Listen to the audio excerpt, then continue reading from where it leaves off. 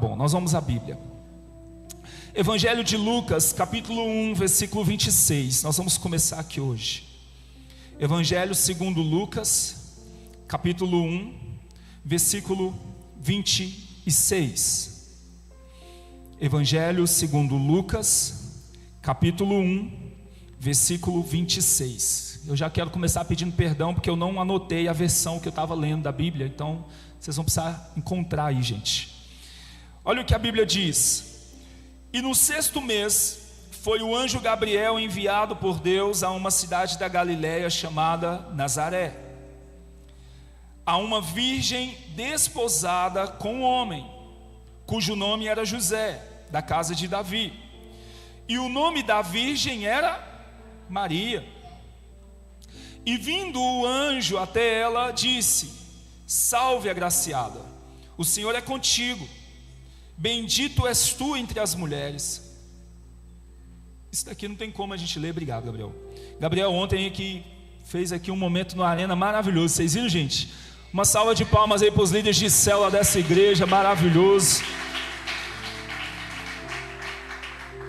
Eu acompanhei todos vocês, muito bom, parabéns. É difícil ler isso daqui e não lembrar da reza, não é? Não é difícil? Quantos aqui, enquanto lê isso aqui, lembra, né? Ave Maria, cheia de graça, o Senhor é convosco, bendito é o fruto no teu ventre. A outra parte a gente não consegue compreender, porque a gente não compartilha da mesma ideia dos nossos irmãos por parte de pai católicos. Nós acreditamos que Maria é uma mulher cheia de graça. Nós cremos que bendito era o fruto no ventre dela, Jesus, né? Nós só não cremos na continuação dessa reza que diz: Santa Maria, mãe. Nós não cremos que Maria é mãe de Deus, pastor. Mas isso é importante dizer, tá bom? Com todo respeito a todos os nossos irmãos por parte de pai católicos. Eu digo por parte de pai porque nós não temos mãe, não é? Mas é importante nós deixarmos isso aqui muito alinhado na igreja. Maria é preciosa. Irmão, pensa numa mulher cheia da graça de Deus, é Maria. Imagina, no meio de milhões e milhões de mulheres na terra, a Bíblia diz que ela achou graça aos olhos de Deus. Essa mulher é especial, sim ou não, gente? Então, por que nós não cremos que Maria é mãe de Deus? Porque Maria, ela era mãe de Jesus, o Jesus carnal, né? Mas Jesus não é Deus, pastor? Sim, Jesus é Deus, mas Jesus ele não é fruto de uma ação humana. A pessoa, o ser humano que Maria gera é a encarnação do Cristo. Nós a respeitamos como a mãe de Jesus Cristo, sim, mas ela não é mãe da espiritualidade, né, da divindade de Deus, né, em Jesus Cristo. Amém, gente? Então, isso aqui é muito importante dizer na igreja, porque tem crente que é tapado, com todo respeito, sei que não é ninguém daqui, mas que eles abominam Maria. E por que você abomina Maria? Maria é preciosíssima. Olha a forma que esse anjo se refere a ele, né? Ele diz: salve, agraciado, o Senhor é contigo, bendita és tu entre as mulheres. Olha que coisa maravilhosa, né? Isso aqui não é mariologia não, tá, gente? Vamos seguir, vai, versículo 30. Disse-lhe então o anjo. Primeiro, vamos lá, deixa isso claro aqui. Olha para o teu irmão e fala: Maria merece nosso respeito. Fala para ele assim: nós precisamos tomar cuidado quando falamos de Maria. Fala para ele: nós não adoramos Maria, mas respeitamos profundamente. Mostra um joinha para ele e fala: amém, meu irmão? Combinado? Então, a partir de hoje, se você conhecer algum irmão evangélico que gosta de fazer piada sobre Maria, respeitosamente corrija-o, né? Ensine para ele que um anjo reverenciou ela, no sentido de: Maria, você é uma bendita entre todas as mulheres, ela merece nosso respeito. Então olha o versículo 30, versículo 30. Disse-lhe então o anjo: Maria, não, eu li, era o versículo 29. E vendo ela, não, versículo 28. E vindo o anjo até ela, disse: salve, agraciado, o Senhor é contigo, bendita és tu entre as mulheres. Versículo 29, vou ler com vocês. E vendo ela, turbou-se muito com sua palavra e considerava que saudação seria esta. Versículo 30. Disse-lhe então o anjo: Maria, não temas, porque achastes graça diante de Deus. Versículo 31. E eis que em seu ventre conceberás e darás à luz um filho, e chamarás o seu nome Jesus. Versículo 32. Este será grande, e será chamado Filho do Altíssimo, e o Senhor Deus lhe dará o trono de Davi seu pai. Versículo 33. E reinará eternamente na casa de Jacó, e o seu reino não terá fim. Aleluia. Disse Maria ao anjo: como se fará isso, visto que não conheço homem algum? Versículo 35. E respondendo o anjo, disse-lhe: descerá sobre ti o Espírito Santo, e o poder do Altíssimo te cobrirá com a sua sombra. Por isso também o santo que de ti há de nascer será chamado filho de Deus. Versículo 36. E eis que também Isabel, a sua prima, concebeu um filho em sua velhice, e é este o sexto mês para aquela que era chamada estéril. João Batista tinha 6 meses mais de vida do que Jesus, ele era 6 meses mais velho, porque para Deus nada é impossível. Versículo 38. Disse então Maria: eis aqui a serva do Senhor, cumpra-se em mim segundo a sua palavra. E o anjo ausentou-se dela. Versículo 39. Perfeito, é isso. Fala comigo, amém. Queridos, eu quero hoje trazer um texto que é um dos fundamentos da nossa fé. Um texto que por muitas vezes ele é lido como se fosse um jornal. Um texto que por muitas vezes ele é negligenciado pela nossa igreja. E quando eu digo, ou melhor, pela nossa igreja não, pelo protestantismo. Nós acabamos de ver agora uma quebra de um jejum de 400 anos que Deus não falava na terra. O livro que antecede o primeiro livro do Novo Testamento é o livro de Malaquias. O livro de Malaquias, entre Malaquias e o livro de Mateus, e o primeiro livro do Evangelho, leva-se 400 anos em que Deus não fala a nenhum profeta na terra, Deus não fala a nenhum sacerdote na terra, Deus não fala, é um período que nós chamamos de período, quem lembra lá do Instituto de Vencedores? Estou preocupado agora. Fala comigo, período interbíblico. Pode falar com mais fé. Período interbíblico. Esse é o período do silêncio de Deus. No meio, entre Malaquias, né? Se você pegar a sua Bíblia aí, você abrir no livro de Malaquias, você pegar o último capítulo de Malaquias e você virar a página e cair em Mateus capítulo 1, você acabou de saltar 400 anos de história em que Deus permaneceu num completo silêncio. Deus não falou na terra. Deus não falou na terra. E agora nós temos alguns personagens nessa história que eu quero hoje passear e te municiar de informação, e isso vai edificar e muito a minha vida e a sua. Nós vemos uma pessoa aqui que recebe a visita de um anjo, o anjo Gabriel. Essa mulher se chamava Maria. Maria, que nós acabamos de ver agora, era uma mulher que tinha aproximadamente entre 13 e 16 anos de idade. Era uma menina. Passou com base em que você pode afirmar isso? Vários relatos históricos e o fato de que ela havia sido dada em casamento. Naquela época, as meninas, assim que elas entravam na puberdade, assim que elas começavam com o seu ciclo menstrual, era normal que as famílias já fizessem os arranjos, os casamentos arranjados. Então eu tenho um filho, alguém tem uma filha, e eu já prometo o meu filho, ele já promete a filha dele em casamento. Então o que acontece? Quando atinge a puberdade, pronto, a mulher não escolhia, Maria não escolheu José, ela foi dada pelos seus pais, os seus pais entregou para ela, para aquele homem como esposa. E eles moram numa cidade, a Bíblia diz muito claramente qual era a cidade que eles moravam, era a cidade de... Não tem problema, você não vai errar, irmão. Você sabe. Lembra de Jesus de... Só você lembrar, não tem gente que fala Jesus de Nazaré. Pronto. Eles moravam numa cidade chamada Nazaré. Eu quero muito que você preste total atenção a essa palavra, que você preste total atenção à construção dessa história, porque a construção dessa história, ela nos transmite uma mensagem que é poderosíssima. Nós estamos falando de uma menina que ela tem entre 13 e 16 anos, que vai se casar com um rapaz que tinha mais ou menos entre 18 e 23 anos de idade, chamado José. Esse homem chamado José, ele tinha por profissão tectar. O que era tectar? Era um construtor, ele era construtor de casa. Inclusive aqui vale uma observação muito importante, porque os homens naquela época só se casavam quando eles adquiriam uma profissão.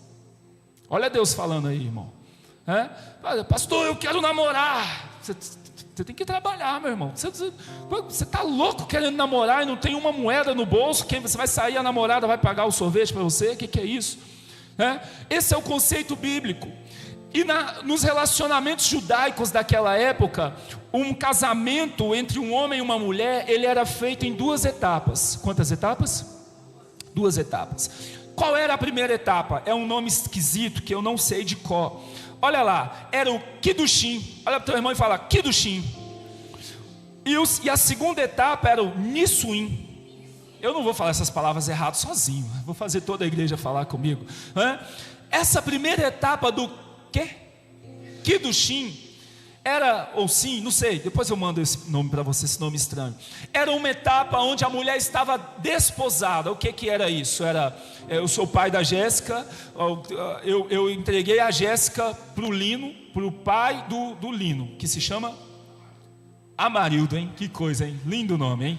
Belíssimo nome, que coisa maravilhosa. Eu entreguei a Jéssica, falei, seu Amarildo, quando a minha filha fizer a idade necessária, ela vai se casar com seu filho.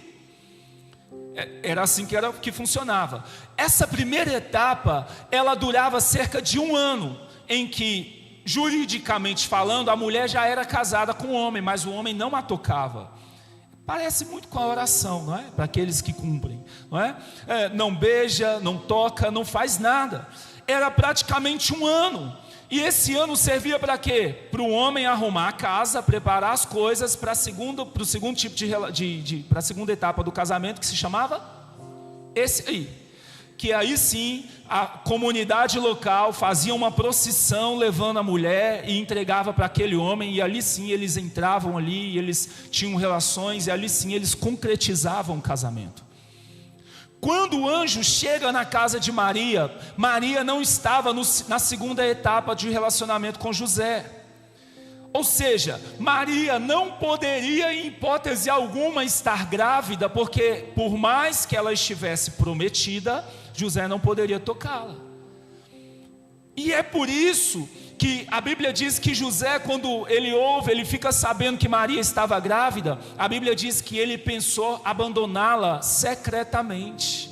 Ele queria divorciar de Maria. Eles estavam na primeira etapa do relacionamento. Por quê? Essa não foi uma atitude de repúdio de José, foi de proteção. Por quê, pastor? Porque se essa mulher fosse encontrada grávida na primeira etapa do seu casamento, estando casada, ela seria adúltera, ela seria apedrejada. José então ele pensa, se eu abandono esse relacionamento agora, quando descobrirem que ela está grávida, ela só é uma mulher que se perdeu, mas ela não foi infiel a ninguém, então ela não vai ser punida. Percebe? Acho que você nunca, outro dia eu estudava isso, eu nunca tinha visto por essa ótica. Ou seja, José estava guardando Maria. E aí a Bíblia diz que o anjo aparece, depois um anjo vai aparecer para José, fala, não faz isso, essa criança foi gerada pelo Espírito Santo, parará, pororô, e eles seguem o seu relacionamento. Quais são os grandes segredos, quais são as grandes riquezas dessa passagem? Primeira coisa, 400 anos de silêncio. 400 anos de silêncio. O Senhor decide voltar a falar na terra. O Senhor não procura um homem de grande título. O Senhor não procura uma mulher muito poderosa. O Senhor não procura alguém que tinha uma patente enorme na sociedade. O Senhor não procura os grandes sacerdotes, os fariseus, conhecedores da palavra. Eles procuram uma menina de 13 anos, uma menina humilde, que morava numa cidade humilde, mas que tinha um coração completamente disponível para o Senhor. Sabe o que isso nos ensina? Isso nos ensina que o reino de Deus, ele não é formado por gente talentosa. Deus não está olhando para a terra e procurando gente talentosa. O Senhor está olhando para a terra e procurando pessoas disponíveis. Você conhece alguém talentoso, você olha e você fala: uau, essa pessoa fala tão bem, essa pessoa é uma bênção, essa pessoa faz isso, faz aquilo outro, mas ela não quer nada com Deus. De que adianta o talento dessa pessoa? Muito preferível é alguém que não sabe, alguém que está aprendendo e tem um coração como o de Maria, que diz: Senhor, faça aquilo que o Senhor quiser com a minha vida. Eu quero declarar isso sobre você, sobre toda essa igreja, em nome de Jesus. Nós somos uma igreja que será encontrada disponível diante de Deus, em nome de Jesus. Coração disponível. Coração disponível. Olha para o seu irmão e fala: coração disponível, meu irmão. Fala para ele: você está disponível para o Senhor? Fala para ele qual é o seu status para os céus nesses dias. Tem muita gente que o status, entre aspas, dele para os céus nesses dias é ocupado. O Senhor está batendo na porta, o Senhor está dizendo: eu tenho uma missão, eu tenho um propósito, eu tenho um serviço, eu tenho um desígnio para você, eu tenho um chamado para você, eu tenho uma missão para você. E essa pessoa, o status dela para Jesus, para o reino de Deus, é vermelhinho, escrito assim, ó: eu estou ocupado, não posso. Essa é a primeira riqueza desse texto, meu irmão. Deixa eu te dizer uma coisa: Nazaré tinha cerca de 400 pessoas. A população de Sabará, 130 mil pessoas. 130 mil pessoas, 10% vai dar 13 mil, 5% vai dar 6.500, 0,5% vai dar 650, 0,5% de Sabará é maior do que Nazaré, 0,5%, 0,5%, você já imaginou o tamanhozinho daquela cidade? Sabe qual era a economia de Nazaré? A economia de Sabará é 500 milhões por ano, sabia disso? Você sabia que a sua cidade arrecada 500 milhões? Dados do IBGE, deveria saber. Você sabia que no ano passado a sua cidade gastou 40 milhões a mais do que o orçamento que entrou? É importante você saber disso. Isso é importante, está lá no portal de transparência do IBGE. Por que gastou? Aí você questiona os seus governantes. Deve ter um motivo, né? Algum motivo tem que ter. Para algum lugar o dinheiro foi. É uma obra emergencial, assim cremos nós. Diz amém. Aleluia. Olha para o teu irmão e fala amém, em nome de Jesus, não é? Ou seja, Nazaré era uma cidade completamente insignificante. É uma menina de família insignificante, numa cidade insignificante, mas com coração disponível, que atraiu a atenção do céu. Você percebe essa poesia que tem nesse texto? É alguém que, naturalmente falando, o que Maria tinha para oferecer, meu irmão? Nada. Maria era uma pessoa completamente normal, completamente comum, mas alguma coisa no coração dessa mulher chamou a atenção do céu, a ponto do anjo olhar para ela e falar assim: olha, você achou graça aos olhos do Senhor. Eu quero declarar isso sobre a sua vida em nome de Jesus. Meu irmão, os céus vão olhar para você e vão falar: olha, o Senhor encontrou graça ao seu coração servo, seu coração disponível, seu coração entregue. Os céus vão olhar para você e não vão apreciar seus dons, seus talentos, suas riquezas, onde você mora, o carro que você tem. Não, os céus vão olhar para você e vão fixar os olhos no seu coração e vão dizer: você encontrou graça aos olhos do Senhor. Graça aos olhos do Senhor. Tem gente que diz: eu sou o mais distinto da minha casa. Lembra da palavra de Jabes? Eu sou tão talentoso, eu prego tão bem, eu falo tão bem, eu moro no melhor bairro, o meu carro é uma BMW, não sei o que lá. O meu celular é um tal celular, a minha conta, a minha riqueza, o céu com certeza está olhando para mim. É? Sério? Os olhos do Senhor, os olhos do anjo estão olhando para uma menina de 13 anos, que aos olhos da sociedade é insignificante. Isso aqui nos ensina uma coisa poderosíssima.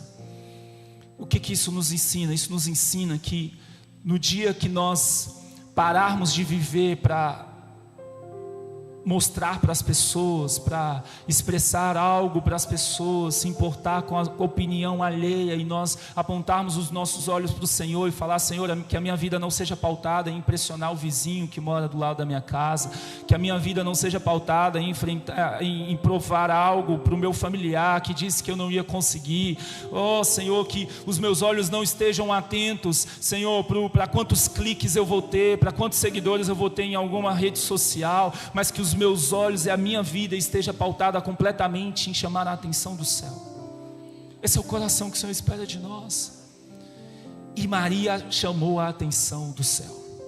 E é interessante, meu irmão, aqui a gente vai caminhar, e provavelmente não vai dar para a gente caminhar em tudo, mas, olha, por que isso acontece? Primeiro, não precisa projetar, 1 Coríntios 1, 27, mas Deus escolheu as coisas loucas deste mundo para confundir as sábias. Se fosse você naquela época e alguém dissesse, Deus está procurando alguém para colocar o Filho de Deus, o Messias, no ventre, você não ia falar Maria. Assim como o próprio pai de Davi não achou que seria ele. Mas aí vem a palavra do Senhor dizendo, olha, o Senhor não vê como os homens vê. O Senhor não enxerga como os homens enxergam, porque os homens enxergam a aparência, mas o Senhor enxerga o coração, a intenção. Meu irmão, isso daqui é uma coisa que nos chama para uma verdade tão profunda no Senhor e ao mesmo tempo tão simples. Porque se existe uma geração que precisa mostrar, é essa geração. É a geração que precisa mostrar a porcaria da marca da camisa. A geração que precisa mostrar o tamanho da metragem da casa, o perfil de alguma rede social. E isso diante de Deus é pó, é nada. O que o Senhor espera de nós? A pergunta é, o que será que o Senhor viu naquela mulher, naquela menina de 13 anos, de família insignificante, que morava numa cidade insignificante, de economia insignificante? O Senhor viu um coração disponível. E como é que você está sendo encontrado nesses dias pelos céus? Essa pergunta ela é muito relevante. Como você está sendo encontrado? Isso é precioso. E aí nós vamos correr agora, vamos lá. Olha lá o versículo 28, 29 e 30. 28, 29 e 30. E vindo o anjo até ela, disse, salve agraciada, o Senhor é contigo, bendita és tu entre as mulheres. E vendo a ela, turbou-se muito com sua palavra. Ei, presta atenção. O anjo fala, salve agraciada. Volta lá no texto, salve, né? Agraciada, o Senhor é contigo, bendita és tu entre as mulheres. Qual é a reação de Maria? Maria faz tipo assim, sabe? Quando alguém fala assim, é uma pessoa maravilhosa, esplendorosa, uma pessoa, não me diga, todo sono saia. Alguém olha e diz assim, estou expulsando até sono agora, você está vendo, né, irmão? Vai dormir depois do culto, em nome de Jesus. O que eu estava falando? Esqueci. Foi tão alto o sono que... o anjo está dizendo assim, eu não sei se você já teve essa oportunidade, alguém vai te apresentar e essa pessoa fala tão bem de você que você faz assim. Sabe, alguém importante te chama, alguém importante diz, venha, venha, venha. E você olha assim, você aperta o olho, você olha. Essa é a reação de Maria. Maria ouve o anjo falar, e olha lá, vai ser o próximo texto. E vendo ela, faz o quê? Turbou-se muito com sua palavra. E considerava, ela pensava, que saudação é essa? Para quem que esse anjo está vendo aqui? Será que sou eu? Uma menina de 13 anos de Nazaré? Ei, irmão, você já imaginou o risco que essa mulher corria de reputação de uma cidadezinha de 400 pessoas? Já pensou? Eu tenho certeza, eu te digo não por revelação, mas lá no seu bairro que tem mais gente do que em Nazaré, se acontecer uma coisa amanhã de manhã, todo mundo fica sabendo que tem uma fuxiqueira lá. Se for verdade, fala amém. Revelação, tá vendo? Eu sou revelação. Tive essa revelação aqui agora, que tem uma fuxiqueira lá na sua casa. Já viu aqui as igrejas, que tem um pastor que revela e fala, Deus está falando comigo que tem uma fuxiqueira lá no seu bairro. Meu irmão, todo bairro tem uma fofoqueira. Você já imaginou em Nazaré o risco? E essa menina olha e fala, sou eu, né? Ela turbou o coração, versículo 30, vai. Disse-lhe então o anjo, Maria, não temas, é você mesma. Por quê? Porque você achou graça diante de Deus. Isso é poderoso. Já imaginou um anjo aparecer para você e falar assim, Adriele? Adriele olha, eu? Você mesmo? Eu mesmo? Eu mesmo. Só eu? Você mesmo. Fica tranquila, eu estou falando com você mesmo porque o céu te viu. Eu estou falando com você mesmo porque o céu te observou. Olha para o lado aí, olha para o teu irmão e fala assim, o céu vai te observar nesses dias. O céu vai observar seu coração nesses dias. Fala para ele, ninguém pode prestar atenção em você. Fala para ele, talvez ninguém te observa. Fala para ele, bate na mão assim e fala assim, ó, tá nem aí não, meu irmão, não importa com isso não. Fala para ele, não importe com o glamour dos homens. Fala para ele, contanto que os céus te observem nesses dias, em nome de Jesus. Nós somos uma igreja que está sendo observada pelo céu. Observada pelo céu.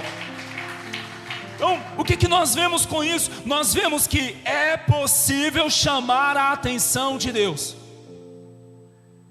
Essa mulher chamou a atenção de Deus. É possível. E olha o versículo 31, no versículo 31 diz: e eis que em seu ventre conceberás e darás à luz a um filho. Ei, presta atenção, Jesus nasce como? Como que Jesus nasce? Sabe como Jesus nasce? Jesus nasce de uma palavra. Jesus nasce de uma palavra. Olha lá o versículo 31. É o anjo dizendo: eis que em seu ventre conceberás e darás à luz a um filho, e chamarás o seu nome Jesus. É interessante porque na Bíblia tudo nasce de palavra. Deixa eu te falar uma coisa, meu irmão. Você não precisa de dinheiro, você não precisa de poder, você não precisa de fama. Você só precisa de uma palavra que vem da boca de Deus. Você só precisa de uma palavra para você colocar no chão e você caminhar em cima dessa palavra, falando: eu não estou vendo nada, mas eu estou caminhando. Eu não estou sentindo nada, mas eu estou caminhando. Está faltando recurso, mas eu estou caminhando. Eu não estou percebendo nada, mas eu estou caminhando em cima da palavra que o meu Deus liberou para mim. Estou caminhando em cima da palavra. Essa compreensão, ela é poderosa. Um homem de Deus, uma mulher de Deus, ele não caminha em cima da sua força, em cima dos seus talentos, dos seus dons. Uau! Isso é nada, isso é pó. Nós precisamos caminhar em cima de uma palavra. Lembra de Pedro? Senhor, não pegamos nada essa noite, mas sobre a tua, nós vamos jogar a rede. Pedro não jogou a rede em cima da água, naturalmente falando apenas. Ele jogou a rede em cima da palavra que o Cristo liberou. Isso é maravilhoso. Então tudo nasce de uma palavra. No seu ventre você vai conceber e vai dar à luz a um filho, chamarás o seu nome Jesus. Olha para o teu irmão e fala: uma palavra de Deus para você. Fala para ele: uma nova palavra de Deus para você nesses dias.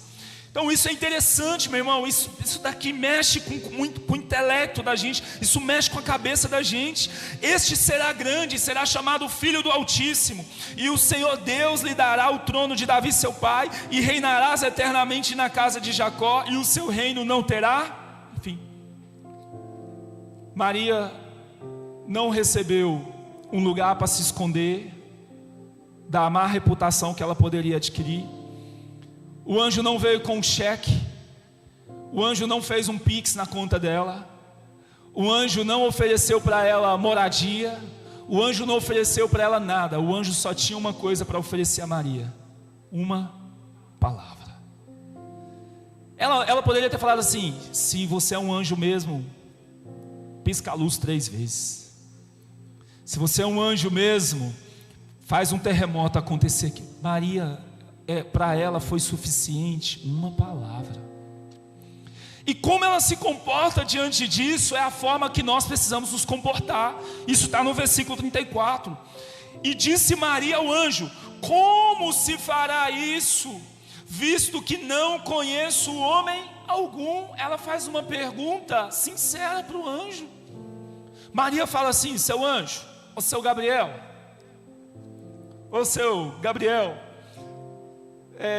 eu não sei se o senhor está sabendo, seu anjo, mas eu sou uma menina de 13 anos que estou no primeiro período de um relacionamento chamado... Eu não lembro também. Kiddushin. Eu ainda não conheço homem algum. O senhor não está enganado não.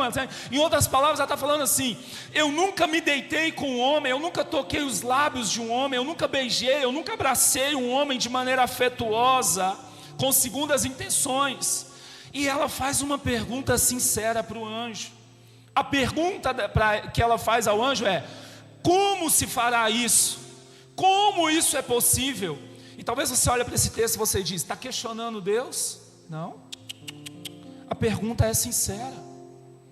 A pergunta é de verdade. Sabe por quê? Existia uma mulher na Bíblia que ela também recebeu um milagre, na verdade várias, mas ela recebeu um milagre de gestação. Quantos aqui se lembram de Ana? A Bíblia diz que Ana vai para o templo, ela chora, vem ali o sacerdote, vem Eli, não é? Ele vem, ele fala, olha, vai ser conforme a tua fé aí. E aí a Bíblia diz assim, foi embora Ana, e tendo se deitado com Eucana, seu marido, ela concebeu e deu. Ou seja, o milagre que foi feito na vida de Ana, foi um milagre em parceria. A palavra foi liberada, mas ela também teve que ir para casa e se deitar com seu marido. Vocês estão entendendo isso? No caso de Maria, o caso de Maria não é um milagre que ela iria participar. O milagre de Jesus em Maria não era um milagre que exigia mais nada de Maria a não ser a sua obediência a Deus. Você precisa fazer essa pergunta para o Senhor. Você precisa começar a perguntar, Senhor, para que tal coisa aconteça na minha vida, vai ter participação minha ou vai ser milagre só seu? Sabe por quê, meu irmão? Tem alguns Samuéis que, para serem gerados, tem uma atitude sua que você não está fazendo. Imagina se Ana volta para casa e fala, Samuel vai nascer, o anjo vai vir. Não era, o projeto de Deus não era esse. Ela precisou se deitar com seu marido.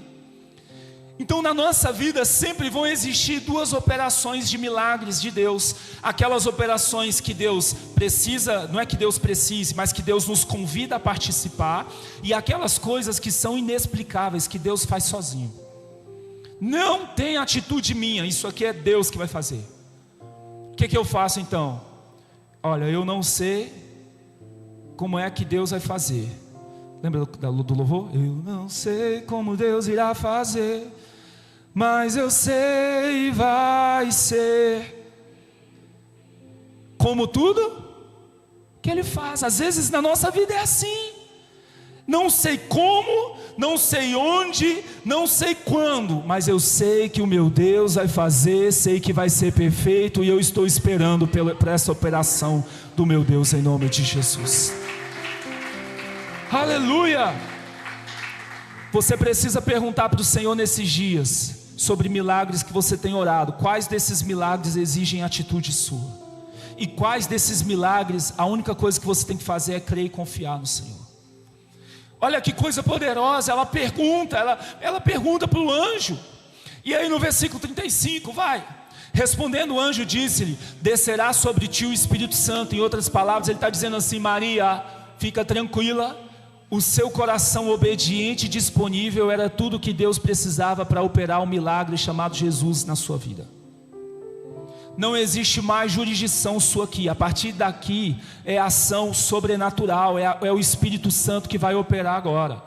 Agora é a ação divina, meu irmão. Eu não sei se você já experimentou, naturalmente falando, o desprazer de estar diante de uma situação da vida que você olha e todas as ideias que você tem de ação não cabem mais. Ou talvez você já fez tudo. Tem uma situação diante de você, você para e você olha e você fala, e se eu fizer isso? Não vai. E se eu fizer? Não tem como. E se eu já fiz aquilo, eu não tenho mais nada o que fazer. Então o que é que eu faço nesse momento? Eu creio como Maria, que talvez essa é uma ação individual do Espírito Santo. Eu só preciso continuar com meu coração obediente e crendo que Deus vai operar um milagre. Olha para o teu irmão e fala, tem coisas que Deus faz com você. Fala para ele assim, dá um sorriso para ele e fala, mas tem coisas que se você tentar ajudar, você vai atrapalhar. Bate no ombro dele respeitosamente e fala, fica quietinho, tá bom? Fala para ele, por favor, fica quietinho, senão você vai atrapalhar o agir de Deus. Fala para ele, não põe a sua mão não, senão você vai prejudicar o que Deus quer fazer na sua vida. Meu irmão, eu quero declarar sobre a sua vida em nome de Jesus. Deus vai te dar a capacidade de discernir quando é ação sua e quando não é, em o nome de Jesus. E Ele vai operar milagres e maravilhas no nosso meio, em nome de Jesus. Você pode glorificar o Senhor por isso.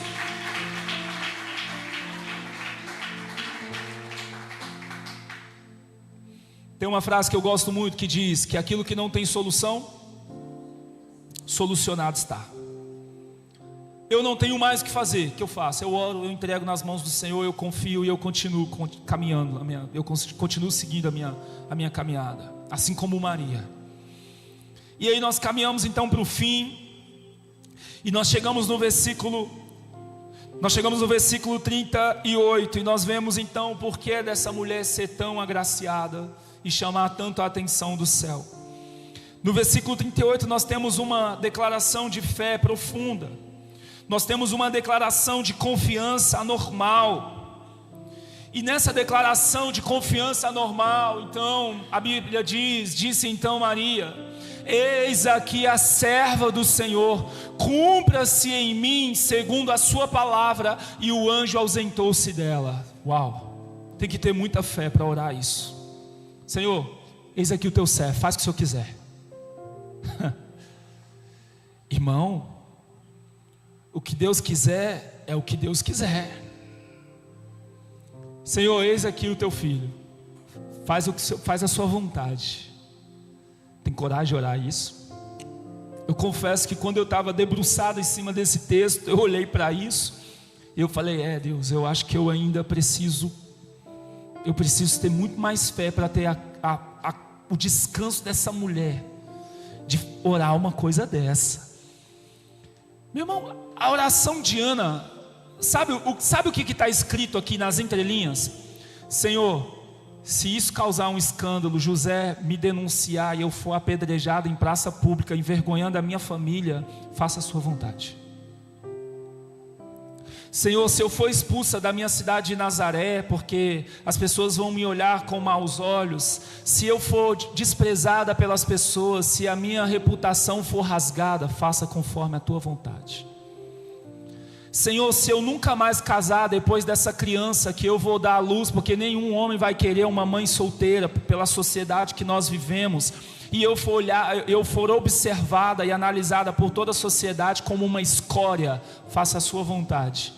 Sabe qual é a riqueza que esse texto revela para cada um de nós? Presta atenção nisso. Alguém que está preocupado demais com o que tem a perder não serve para o reino de Deus. Alguém que está preocupado demais com o custo que terá a sua vida na eternidade, dificilmente vai chegar na eternidade. Alguém que está preocupado demais com o que Deus vai cobrar, com a santidade, a consagração, a dedicação, a fidelidade. Alguém que faz conta demais, sinto informar, mas dificilmente vai acessar o reino dos céus. Porque a grande verdade, meu irmão, que o que mais nos dá acesso à eternidade é a nossa capacidade de crer sem duvidar e pagar sem questionar. Senhor, puxa, eu tenho mesmo que fazer isso, eu tenho mesmo que viver uma vida assim, eu tenho mesmo que dar outra face, eu tenho mesmo que perdoar, eu tenho mesmo que obedecer. É isso mesmo? É isso ou é nada? O reino de Deus, ele é abrupto. É por isso que a Bíblia diz que só os violentos se apoderam do reino de Deus. Alguém aqui está indignado com essa palavra? Alguém ouve essa palavra e se sente indignado no seu nível de fé? Deixa eu te ver. Alguém assim como eu? Tantas dúvidas, pastor, eu tenho tantas dúvidas, eu tenho tantos medos, eu tenho tantas incertezas, eu faço conta de tal forma. Sabe uma coisa que eu aprendi na minha vida? Quem faz muita conta na hora de pagar é porque não acredita que o que ele está comprando vale a pena. Se você se deparar com alguém que ele se encontra com um produto na mão e ele está olhando para aquele preço e ele está franzindo, ele está franzindo a cara e ele está olhando para aquilo com aquela cara, o que aquela expressão demonstra? Eu não sei se isso aqui vale o preço, não sei se isso vale. E isso não é sobre produto, isso é sobre o reino de Deus. A Bíblia diz que o reino dos céus é semelhante a um homem que encontrou um grande tesouro.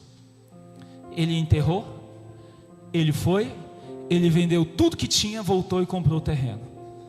Eu queria te dizer nessa noite que o Senhor quer seu coração, mas a verdade é que o Senhor não quer só seu coração.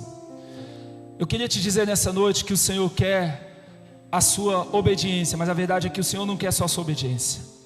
Eu queria te dizer nessa noite que o Senhor quer o seu bom testemunho, mas a verdade é que o Senhor não quer só o seu bom testemunho. A verdade é que o Senhor te quer por inteiro. O Senhor nos quer por inteiro. O Senhor não nos quer parcelado. O Senhor não nos quer fazendo conta. O Senhor nos quer como pessoas que estão apaixonadas e apressando a volta dele, dizendo: Senhor, custe o que custar, ó Deus, aquilo que for necessário, o preço que eu tiver que pagar, Senhor, eu vou pagar, mas pelo Senhor vale a pena, porque o Senhor é o motivo de tudo na minha vida. Eu quero te convidar a se colocar sobre seus pés. Aleluia.